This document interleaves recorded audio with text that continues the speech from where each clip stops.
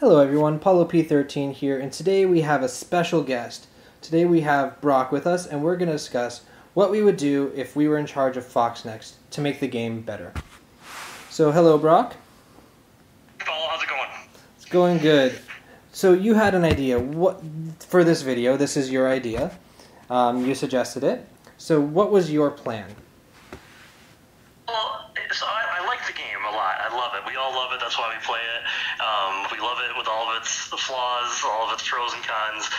But there are things that can do better, and it's actually kind of ironic that we're talking about this right now because with the whole merger of Disney and or buying Fox, whatever, who knows? Maybe somebody new will be in charge of FoxNext, and they'll get to be able to be the one to make one of these decisions. But if I was in charge of FoxNext, the first thing I would do outside of communication improving, which definitely is the most important thing, but probably less fun to talk about. But what I would do is I would probably look to cut the prices on their offers and things by anywhere from like 30 to 50% roughly. For me, I have a set amount of money I set aside every month that I can just kind of blow on this game because I play it all the time, so I feel like the value's there. So if I spend anywhere from like $100 to $150 a month on the game, I want to make sure that I'm getting value for that.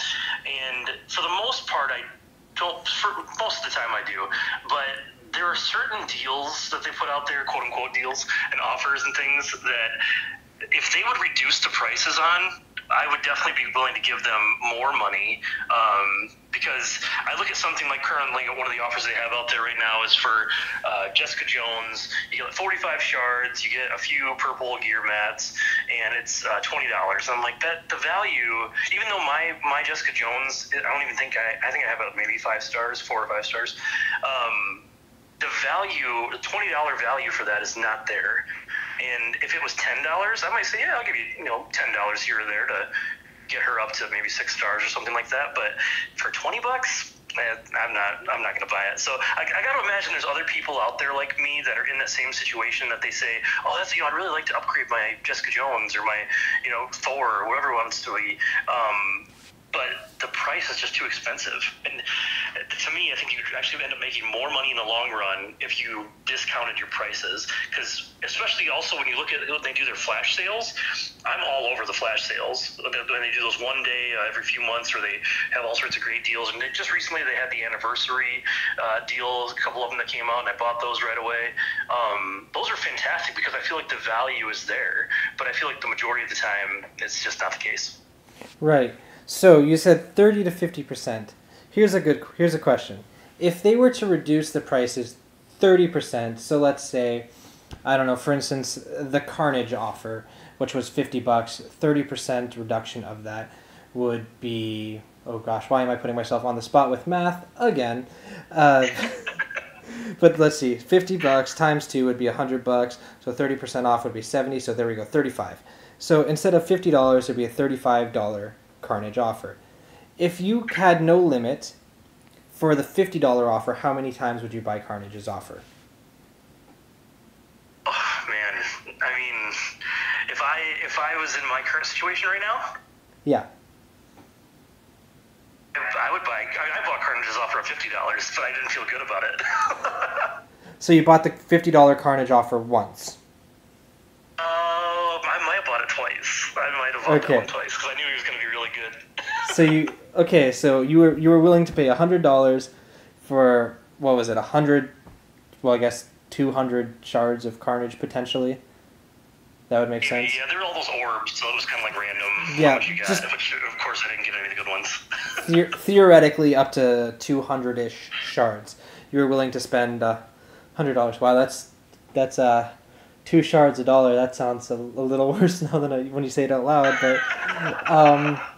But you did unlock Carnage and such. But if that offer dropped to $35 and there was no limits, how many times would you have bought that offer? Oh man, 35. I probably would have bought it at least 3 times. Okay, so that would be 35 plus 35 is 70. So that would be an extra $5 for FoxNext at the minimum, because you said at least 3 times. Right, so that is potential for increased money for FoxNext in certain situations. Me personally, I saved up for Carnage. I was really excited for him, and I was ready for him for quite a long time.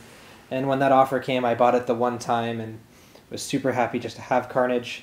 If it was $35, I probably would have just bought it once and then used that other $15 to save up for another character at another time, because I don't quite have the money to buy a lot of offers, but I would like to in the future, but they are just too expensive for me to buy all the offers.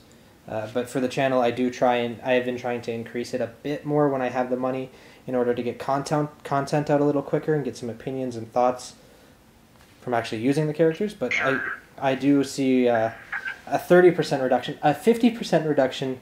I don't know. I think that would be a little bit too painful for any business executive to see and be like, yeah, that's fine. We'll just do the $25 Carnage offer. But how many times would you have bought a $25 Carnage offer? Oh my gosh! Now you're talking at least 4, and probably even more than that, because just the value is there. It's just another thing I look at is like when I'm upgrading a character and I run out of gear that I need to upgrade them to like level 9 or 10 where I want to get them. I'll pull the trigger once in a while, and not very often because again the value's just not there. But I'll pull the trigger and get like one of those offers for gear for like a tech team or whatever the character is, but it's like $15. And I'm like, gosh, just for a bunch of blues and purples, like for $15, like, that's just right there. Right. Here's the interesting question. But they do that on purpose because they know you're going to be leveling up and you need that gear, so they can put whatever amount of money they want on it. Do you want it now, or do you want to grind for it? Right. So I know their theory on it. Right, and they just full out embraced that this last time for Killmonger. The gold offer was just called Killmonger Gold. I think that was like, actually, it was like a little offensive. Like, okay, you could just put a gold offer out and not say, hey, you bought Killmonger, now you want to level him up, you're going to pay this extra. They never did. We know it's going towards Killmonger, so here you go. I don't think they've ever flat out said before, like, hey, this is for this character, but they did this time, and I don't know how I feel about that. But here's a... No, I didn't even notice that, to be honest, but you're totally right. Here's an interesting thing. What is the worst offer you've seen in the game? The one that offended you the most? Pre-orb. The Kree-Orb? Like $100, and they basically lied in the description of it, because remember when Fury first came out, and it was a legendary event, and so they had the Kree Orb, and it was going to give you, they said it was going to give you nothing but Kree shards, and so it was $100, which, unbelievable, and so a bunch of people bought it, and they were like, wait, this is not just Kree Orbs, there's not just Kree shards, there's like other characters, and there's other, I don't know if there was like, I didn't buy it, because I was just like, that's too rich for my blood, I can't do that. But there was like, I think there was probably like money or gold in there, which is also half the time is garbage. If it's not a gold orb, it's like 1,000 gold, which gets you nothing. But there's a huge controversy about that. They're like, oh yeah, whoops, we should have changed the wording on that because it's not just Kree shards, but we'll take your money anyway. Yeah, that was bad. For me, the one that it was a recent one, and I saw it. I don't remember the exact specifications, so if I'm wrong, I'm sorry, but I saw it like 3 days ago, and I was in the middle of a battle, or not in the middle of a battle, I was in the middle of doing something pretty important with the game, so I just quickly X'd it, but then I took a double look, like, wait, did that say what I think it said? And it was like one of those, the lucky chance drops for different orbs, and there was one for training orbs, and it was like... So there was one for like the $1 or $2 for 1, 2, or 3 training orbs. Ooh, you might get that. You might pay $1 for 3 training orbs, but I'm pretty sure this one was 1,000 power cores for 1 to 4 training orbs. Like I must have either just looked at that and completely ignored it, or because I don't remember that, but I don't doubt it. But that's definitely not something that I would be buying, or I would be recommending for anybody to buy either. Like 1,000 power cores. Could you imagine buying that and then getting 1 training orb? Like that's horrible. plenty of it. I will buy when they do the gold one for that. They do a gold orb, they do the red star orb, or they do one that's like a combination. You might get like 26 basic orbs, or one gold orb, one red star orb. I'll do that, but usually it's like for $1, not 1,000 cores. Right. That's ridiculous. I read that. I was like, no, this has to be a fake. This can't be real. And I also noticed that orb, that deal you just mentioned. The last few times that came about, their red star orb doesn't appear to be in there. I noticed that the last time. Have you noticed this? Oh my gosh, no, I didn't notice that. I would recommend looking, because sometimes the offer comes and you have a red star orb option. Like you could get the 14 basics, the 1 premium, the 1 gold, the 1 training, God forbid, or the 1 red star, but sometimes it doesn't say the red star. Oh my gosh, that's probably it. They probably said, let's just take out the red star orb, because we always have offers for the red star orbs, and let's just flip in there a training orb, because that sounds legit. That sounds fair. So.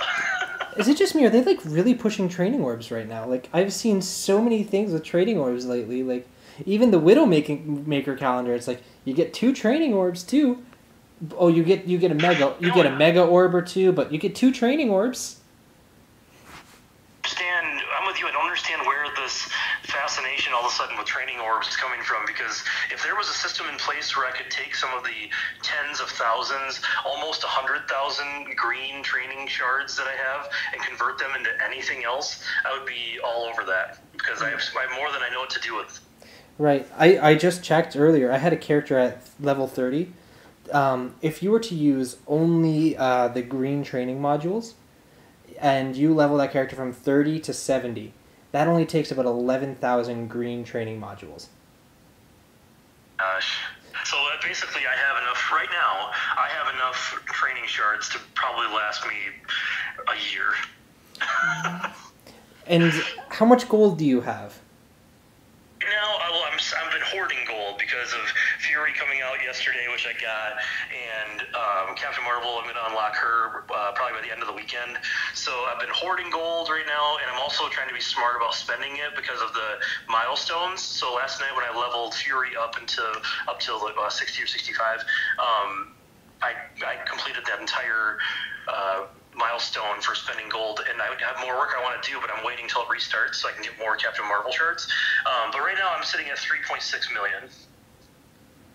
Wow, that's actually great. I'm at like 75,000, so I'm almost there. A little short of you, but I'm getting there. Okay, yeah.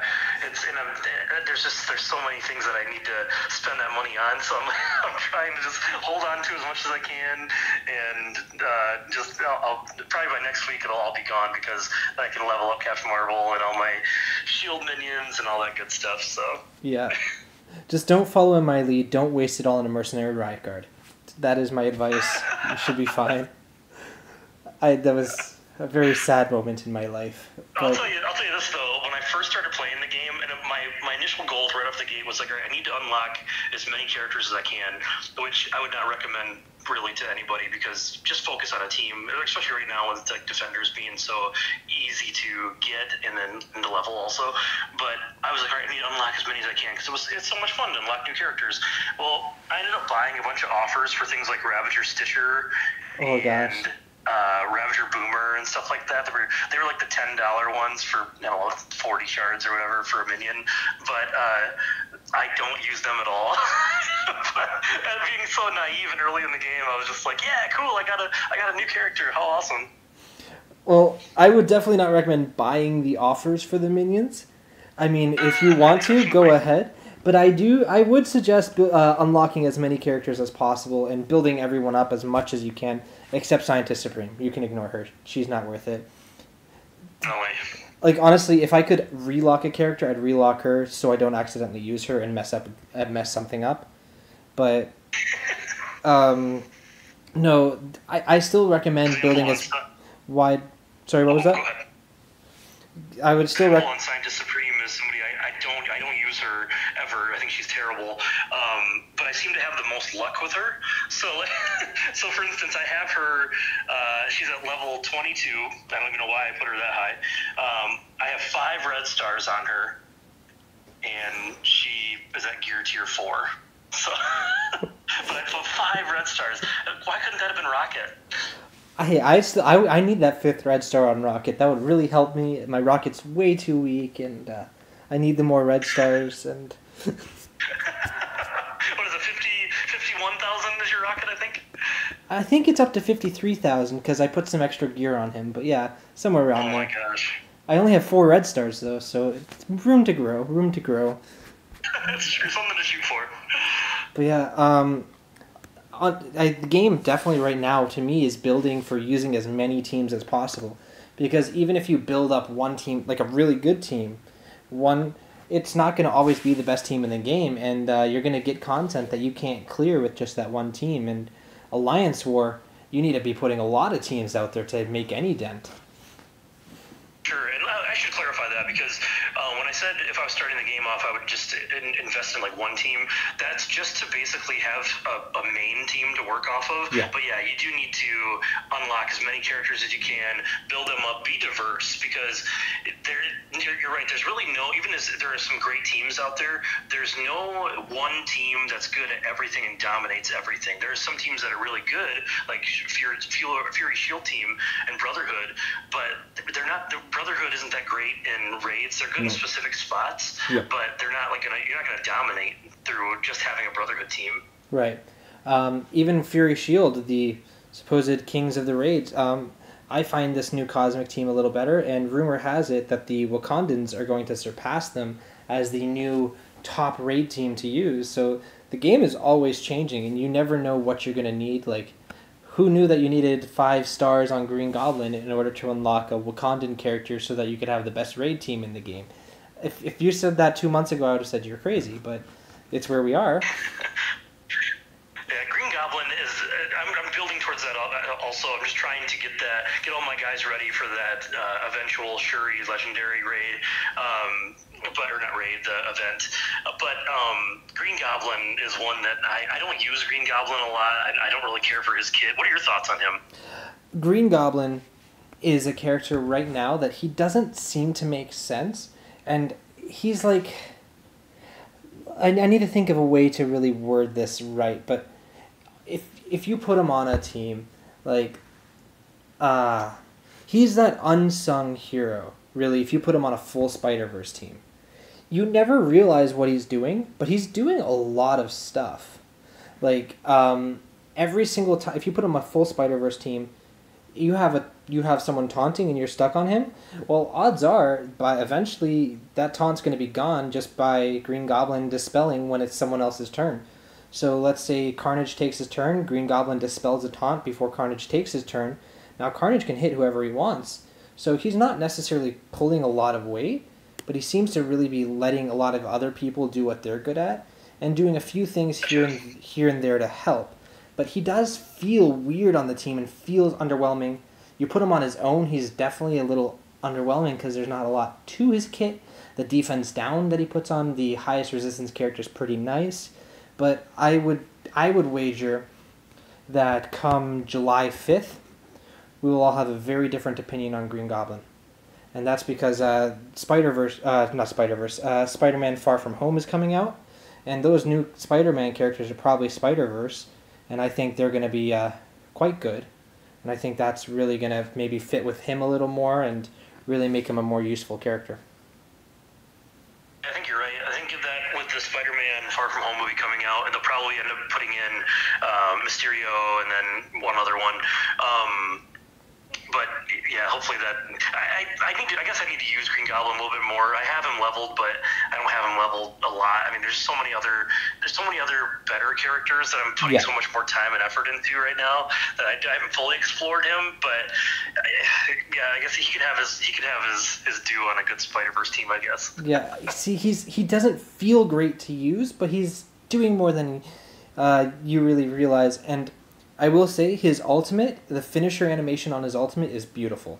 If you haven't seen that, you really should try and make that happen. Just kill someone with his ultimate. Instead of just shooting the one fireball, he like flies above them and just breathes straight fire into their face until they're dead. And it's really cool to see. Okay.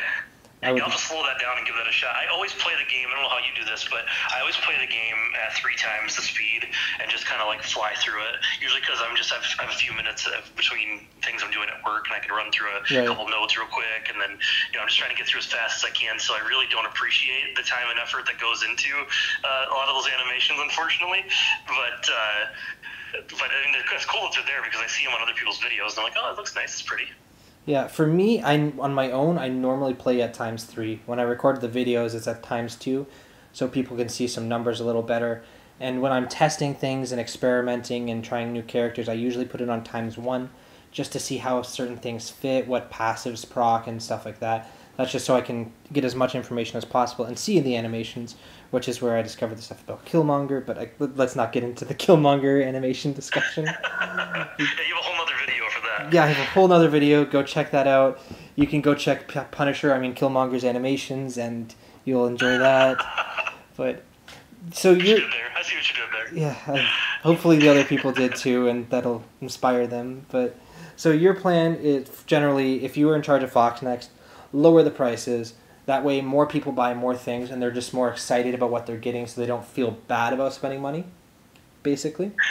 Exactly, yeah, just kind of getting more value for your money, because at the end of the day, what are we getting out of this game? We're getting entertainment, obviously, but we're giving them money for digital content, and I understand that's the way that all video games work, but you have to have your fan base feel good about what they're buying. Right. So if they're giving you something, they're giving you money, and you're giving them something that is not tangible. You still need to make them feel good about it. So just cutting the prices, or maybe even if they communicated, again, emphasis on communication. If they communicated to the fans, they were like, all right, well, what if we did? Everything's gonna stay the same, but what if we promised you that we did one of those flash sales once a month? Right. So we had like one weekend where we had the flash sale deals. I mean, that's better than nothing. That's awesome. And I'm like I said, I'm all over all those kind of anniversary deals, the flash deals, all that kind of stuff. Yeah, I love those things. I loved one of my favorite things in the game was back in December, those snowball orbs, just the little free things. Yeah, and they just did that with the St. Patrick's Day thing that they did. Yeah. And they actually, typically when they do something like that with those milestones, they make them very difficult to get for the most part, especially when you need to work with your alliance to get them, and everybody has to participate and do tons of stuff. But this one was easy to accomplish. They were good rewards. And that's awesome. They need to do more stuff like that. Because again, it's at the end of the day, it's all digital content. This is just there's nothing tangible here. There's nothing you can hold on to. So make them feel good about what they're doing. Right. So this kind of ties into what my general idea was. I mean, there's some minor nitpicky things that I would do if I was in charge of FoxNext to make the game a little better. First off and foremost, in my nitpicky area, I would take Winter Soldier and make his speed match Captain America. It makes no sense that he is so much slower than Captain America. They have the same powers. Why is one slow and one fast? I don't know. Beyond that, my actual plan for it is just make a little bit more connectivity with the game and the player and its source material. So I know I mentioned this to you a long time ago, but my first plan is basically compile a huge database of trivia on the Marvel Universe and the characters and anything like that. And once a week, once every other week, send randomized trivia questions to all of the players in the game in their inbox. It could be about any character in the game or any character related to any of the characters in the game, and just ask any question about them. And from there, you answer it right, you get 5 free shards on the character or the most related character or something like that. Every week, every other week, if you get it wrong, you get it wrong. And it doesn't matter if people can data mine the information or just look it up if they have time. I would want to put it on a timer so you can't just Google it. But it doesn't matter because at the end of the day, people are connecting to the source material and it's making them excited about the game. They'll probably want to invest more in that character. Because I know when I watch like the TV shows and the movies, I use those characters more than I probably should just because I'm excited about them. So I think this trivia could really get people excited for certain things in the game. And then also on top of that, I know they already have the movie tie-in characters, but I think when people buy, they need to put a system in place where people buy tickets to go see one of the Marvel movies. you could send a picture in, and you can get like a bonus little reward or some memorabilia or a different emblem for your character. Like, let's say you saw the Captain Marvel movie, you could, for a limited time, get a different... You can get the Brie Larson Captain Marvel emblem instead of the in-game Captain Marvel, just to celebrate seeing it, and then it expires. Or when you buy a physical movie, you have a little... You can take a picture of your physical movie and get something really small in-game for a little bit of time, just to connect the game more to the source material. What do you think about that? I love it, and I know that you're saying this. I remember you and I talking about it in our alliance and everything. That is an incredible idea. I love it. And like you said, it doesn't matter if people are looking up the answers, or that's not the point. The point is to connect them back to the source material, but it's also to make, just here's a freebie. Here's something for free that we're just going to give you because you're playing our game, and we know you're a Marvel fan, that's why you're playing. So why don't we just have kill two birds with one stone in a sense? Like, we're going to talk about some Marvel trivia, and we're going to give you something for free. And that's perfect. And then the whole idea about getting something for going to the movies and seeing a Marvel movie or buying a Marvel movie and getting something back, that's incredible. That's a fantastic idea, and it's something that you would think that a visionary at FoxNext or one of these companies would take a look at that and say, yeah, this is a great idea. Why are we not tying this in? If we already are getting some, I feel like if you're playing Marvel Strike Force, you're kind of a hardcore Marvel fan as it is for the most part, and if you're already showing an interest in this, why don't we try to grab them and completely have them become huge fans of ours, and not just the characters in our game, but all of our comics and all the other movies and everything. Why not just try to go out and completely grab this fan and have them be a fan for life? Yeah, I mean, if you really think about it, the one company that seems to really specialize in that is Disney, and Disney did just inherit FoxNext through this whole acquisition thing. So, maybe down the road they will do something a little bit more tie-in with the actual rest of their content, because the fans love that stuff. I love that stuff. I would be ecstatic. And, I mean, it just adds some fun to the thing, and you're more likely to spend a little extra money. And then, even if it's something pointless, it doesn't make any difference in the game. Like, taking a headshot of the actor in costume versus the in-game person, then you get that for like 2 weeks. Who cares? It's like, hey, look, we get to share our excitement for Marvel together. That's what this game is. That's why people play it. I love Marvel, and I know a lot of people that play this game, they just love Marvel, and they're like, hey, look, I get to make a team with the Hulk. Bad choice. I know how people feel about the Hulk in this game right now, but I get to pick my favorite characters, and I just get to throw them together and do what I want because I love Marvel, and this game helps me embody that love of Marvel and live out my dreams. So it's like building the community together. And if you ask me, the best thing about this game, beyond all of the other great details, because there's a lot to love about this game, the best thing is the community. We're a bunch of people that found each other because we love Marvel, and we decided to play a game about it, and we grew fond of it, and we're passionate. So sometimes we get upset, but it's what happens when you're passionate about stuff. If you read enough internet posts, you can see some passion. Maybe some craziness, but there's definitely passion. And I think that draws people together, and I think that is a uniting message that the game could send and really get all the players to unite even better as a community. And that's already one of our strong suits, being united.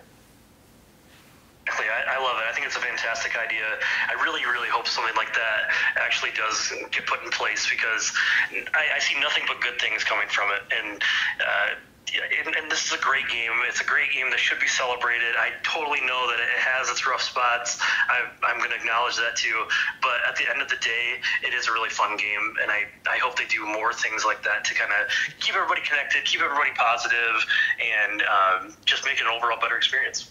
Exactly. I mean, I've made some videos giving some suggestions on how to fix things. I made a video on Red Star Orbs, not the Red Stars themselves, and how I would fix that. So there's other stuff that I would want. I see that there's issues and things that can be fixed. But at the end of the day, I love this game, and I think if I could change anything, I would just build the community and just adhere to the community better, and the minor in-game issues are second to that just big unity thing to me. I totally agree. I think think it's awesome. I love it. Well, anyways, I think we've definitely given a lot to think about on how we would run FoxNext. So I think we should probably start wrapping this up. Do you have anything else you'd like to add? Oh, that sounds great to me, and thank you so much for having me on. And everybody that's watching this, if you're not already supporting Paulo, whether it's subscribing to the videos on YouTube, liking the videos, supporting him on Patreon or Tippy, please do, because he works so hard and puts so much into this stuff, and I absolutely love it. I know a lot of people out there do too, so go out there and support him, and Paulo, just keep up the great work, man. Thank you. But it was really great having you. So it was really great hearing your opinion, but I also want to hear the opinion of all you guys out there watching this video. What would you do? Well, feel free to let me know down in the comments, or you can join the Discord. There's a link to that in the video description, as well as everything Broc just mentioned. And thank you again for being here. I hope you guys all enjoyed this. And as always, I'm here to help.